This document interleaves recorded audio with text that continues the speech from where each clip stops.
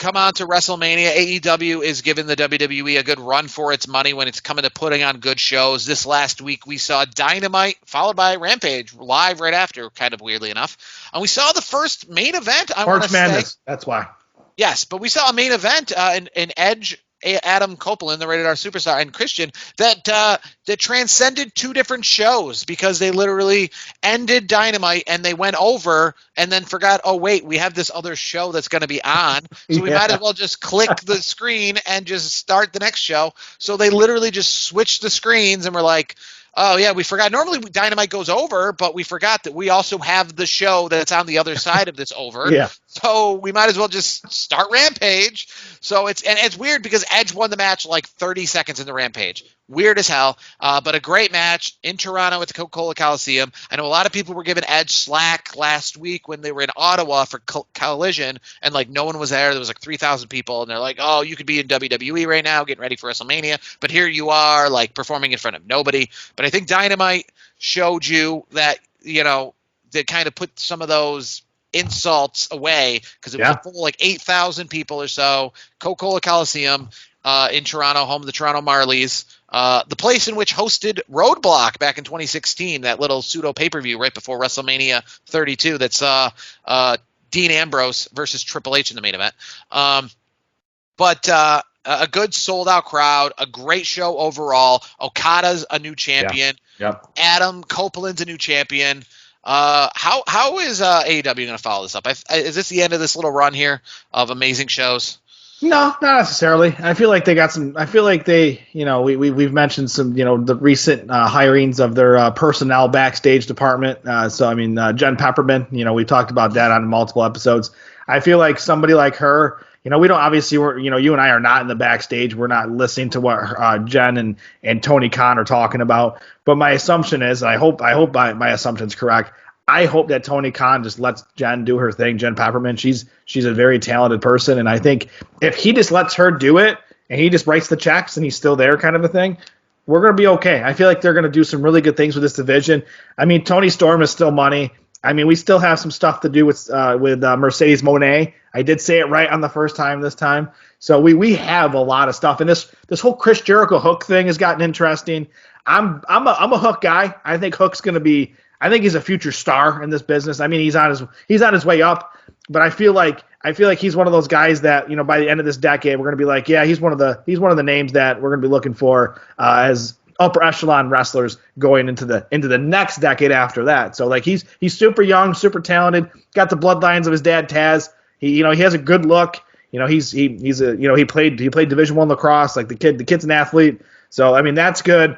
And then obviously you saw Orange Cassidy. I mean, Orange Cassidy's on every show, so I mean, it's, you know, I'm not the biggest Orange Cassidy fan, but I do think he has good value, and obviously Tony Khan values his work. So, and I mean, overall, I think it was a good show. And then I think next week will be fine. We'll see what happens, but I think they're going to follow. To answer your question, I think they're going to keep hitting some good. Putting some good shows together going forward. Some advice I can give to WWE on what we saw this Wednesday, where it was Dynamite with Rampage back to back, essentially two different shows, is something that I don't want to see any more in AEW, right? If people are talking about should Dynamite now be 3 hours after that. No. That's not the answer to things. You know what I mean? Like, hey, if you just drove for 24 hours across country and you did all right and you were fine and you're like, hey, that wasn't as bad as I thought. That doesn't mean let's just start driving cross country every other day of the week. Let's just take it like, hey, we survived this. We made it through this. It was all right for what it was. Back in the day, Monday Night Raw was 3 hours long. On occasion, there were special occasions. They were good. Clearly, we didn't need to be that 52 weeks a year, as we see now. And as I bring up this point, Monday Night Raw is not going to go back to being 2 hours long. But they could do something similar to what we saw with Dynamite and Rampage, where you kind of keep things condensed in one way, right? So like Dynamite's its own show. Everything's kind of condensed, feels like a 2 hour show. And then Rampage felt like a supplement to that show. So keeping Raw maybe 3 hours long, but kind of instead of dragging everybody out for 3 hours, we kind of maybe keep the first hour to some people specifically. And then kind of at the 9 o'clock hour, you know what I mean? We kick off what is like officially Raw. So, you know what I mean? We don't kick off with a Seth Rollins promo at 8 and then a Seth Rollins main event at almost 11, we maybe keep Seth Rollins. We keep, like, some people condensed to the show, like we saw with Rampage. I just saying we saw Dynamite feel like a 2-hour show with a supplement show after. But they kept the excitement within the 2 hours. And I think that Raw could benefit from that, because 3 hours with everybody involved kind of seems very dragged out. I'm a big fan of 2-hour Raw. I know they're never going to do that again, but maybe in a way where it's like a Raw pre-show and then Raw after. See, that's where we differ. I think as of, especially recently with all the magic that's happening, with The Rock, Roman Reigns, Cody Rhodes, Seth Rollins, all the different things going on right now. That's on SmackDown, and SmackDown's 2 hours. Yeah, but The Rock's coming. He's coming to Raw this week, and here's the other thing: Cody and Seth are on Raw every single week, and there's just great content. Like that whole Becky Lynch, Nia Jax, that was a banger. That last woman standing match. Like, yes. For me, these 3-hour shows, there are points where you are correct. They are kind of stale, but I think ever since Triple H, and the whole TKO and Vince is out of the picture, I feel like these 3-hour shows are not as stagnant, and I feel like they're more entertaining, and I feel like there's like I don't get bored. Like, I'll be honest with you, there was times during when Vince was running the show where there could be like the more towards the middle. Like, it was always like, for me, like 9:30 to 10, I felt like, where it was kind of like, all right, here's these weird gimmicky stuff that's going on that I don't care about. I'm just going to look at my phone and wait till this is over. Or when I had a DVR, I just fast forward through stuff I didn't care about. But now I'm actually watching like everything pretty much all the way through as much as I can. And I enjoy it. I think right now the product couldn't be better, not only for WWE, and for Raw and SmackDown, NXT respectively, but AEW's putting some bangers together. I think for us as wrestling fans, it's great. Don't be 3 hours. That's all I'm saying. I actually think the solution, I don't mind it. I'm okay with them actually getting rid of Rampage entirely. We got Collision. Rampage was a supplement show. Rampage was your quote unquote SmackDown, sort of, right? You got Collision now. Collision is 2 hours, right? But AEW has the talent roster, which we've talked about before. How many guys and gals are not getting used?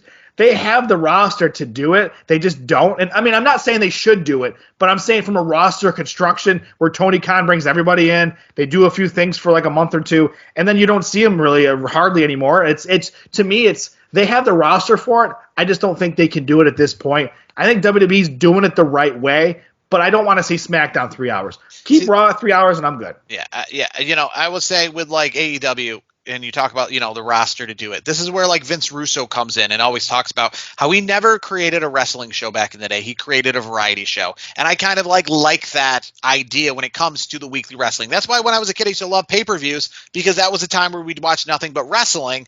And then all the other stuff was just, preamble to get you ready for those pay-per-views. So, when you have this roster, sure, you have a roster, but what does that mean? That you can have more matches? Do we need more matches? I mean, I think Collision has been pretty good when it comes to the matches. I actually think maybe even better than Dynamite, right?